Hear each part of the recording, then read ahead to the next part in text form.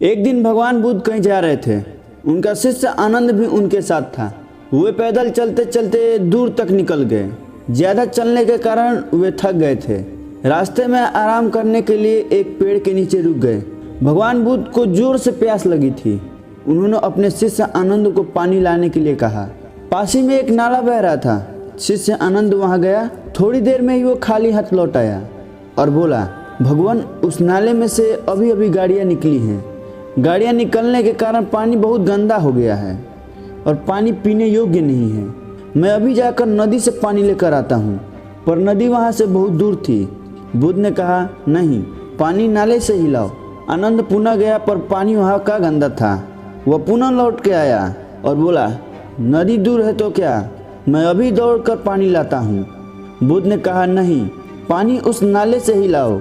बेचारा आनंद लाचार होकर तीसरी बार नाले के पास गया तो देखता क्या है कि कीचड़ नीचे जम गई है, पत्तियां इधर उधर हो गई हैं, पानी एकदम निर्मल हो गया है। वह खुशी खुशी पानी लेकर बुद्ध के पास आया। गौतम बुद्ध ने कहा, आदमी के लिए धीरज और शांति बहुत आवश्यक है, बिना इसके निर्मलता प्राप्त नहीं होती। लालच तो व्यक्ति में सोचने समझने की शक्ति को छीन कर देता है।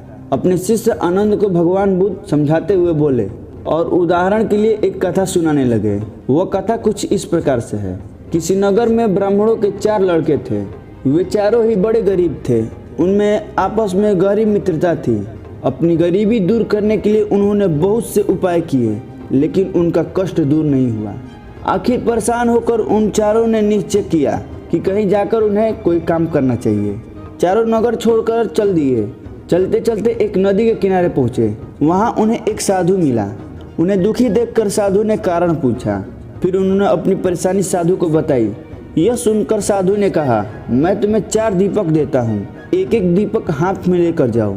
जहाँ दीपक गिर जाए वहीं रुककर खुदाई करना। तुम लोग को बहुत बड़ी दौलत मिल जाएगी और फिर वह धन लेकर लौट आना। दीपक लेकर चारों निकल गए। थोड़ी दूर जाने पर उनमें से एक का दीपक बुझ गया। उसने रुककर खोदा तो वहाँ पर तांबे की खान निकली। उसने अपने साथियों से कहा, जितना तांबा चाहो ले लो। लेकिन वे बोले, इससे हमारी गरीबी दूर नहीं होगी, आगे और भी कीमती चीज़ें मिलेंगी। इतना कहकर वो चल दिए। कुछ दूर चलते ही दूसरे का दीपक गिर गया। उसने वहाँ खोदा तो चांदी का खान मिली।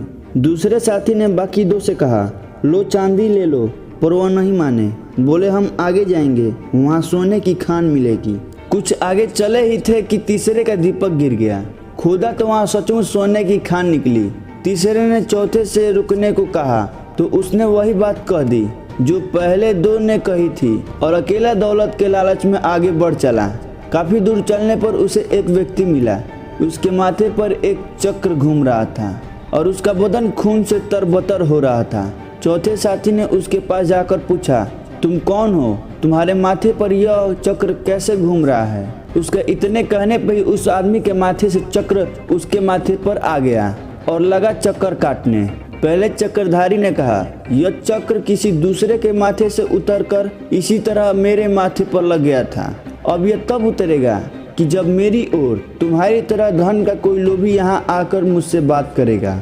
लेकिन मेरे खाने पीने का क्या होगा? यह बात न चक्रधारी ने पूछा। उस व्यक्ति ने जवाब दिया, यह चक्र उन लोगों के लिए है जो धन के बेहद लोभी हैं। इस चक्र के लगते ही भूख, प्यास, नींद सब गायब हो जाती है। कोई हैरानी नहीं होती, बस ये चक्र घूमने का कष्ट करता है। इसी तरह यह अनंत काल तक सताता रहता है। इतना कहकर वो व्यक्ति तो वहाँ से चला गया। लेकिन धन का लोभी ब्राह्मण, वो लड़का जाने कब तक खून से लथपथ होकर उस दुख को भोगता रहा। तो फिर मिलते हैं इसके अगले पार्ट में। तब तक जय हिंद, जय भारत।